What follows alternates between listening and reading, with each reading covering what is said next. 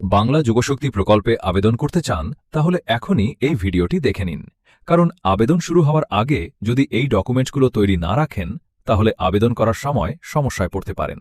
আজকের এই ভিডিওতে আমি জানিয়ে দেব বাংলা যুবশক্তি প্রকল্পে আবেদন করার আগে কোন কোন ডকুমেন্ট প্রস্তুত রাখতে হবে।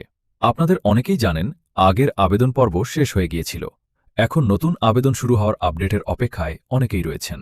তাই আবেদন শুরু হওয়ার আগেই সমস্ত ডকুমেন্ট প্রস্তুত রাখুন আপনারা। চলুন একে একে দেখে নেই কি কি ডকুমেন্টস লাগবে। প্রথমে আপনাদের মাধ্যমিক অ্যাডমিট কার্ড, মাধ্যমিকের যে অ্যাডমিট কার্ডটা আছে সেটা লাগবে। অ্যাডমিট কার্ডটা প্রথমে আপনারা জেরক্স করে নেবেন। জেরক্স করার পরে সেলফ অ্যাটাচ বলেছে, জেরক্স করার পরে আপনার জেরক্সের নিচে সহি করে দিবেন আপনারা। সহি করার পরে সেটাকে পিডিএফ সাইজ করে নেবেন 300 কেবির নিচে। তারপরে 2 নম্বরে মাধ্যমিক মার্কশিট, শিক্ষাগত যোগ্যতা। যারা গ্র্যাজুয়েট পাস তাদের গ্র্যাজুয়েট সার্টিফিকেটটা প্রয়োজন হতে পারে। এখনও আপডেট দেওয়া হয়নি, কিন্তু 22 তারিখের পর থেকে আপডেট দেওয়া হতে পারে। তারপরে এখানে আধার কার্ড, তারপরে ভোটার কার্ড। সেই একই প্রসেস, সেলফ অ্যাটাচ মানে আপনার জেরক্সের নিচে সহি।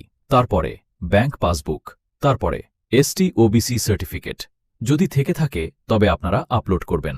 পাসপোর্ট সাইজ ছবি, নিজের সিগনেচার, আপনার সচল মোবাইল নম্বর মানে যেটাতে আপনার ওটিপি আসবে সেই মোবাইল নম্বরটা আপনারা দিবেন। সব পিডিএফে ছবি, সব পিডিএফ এবং ছবি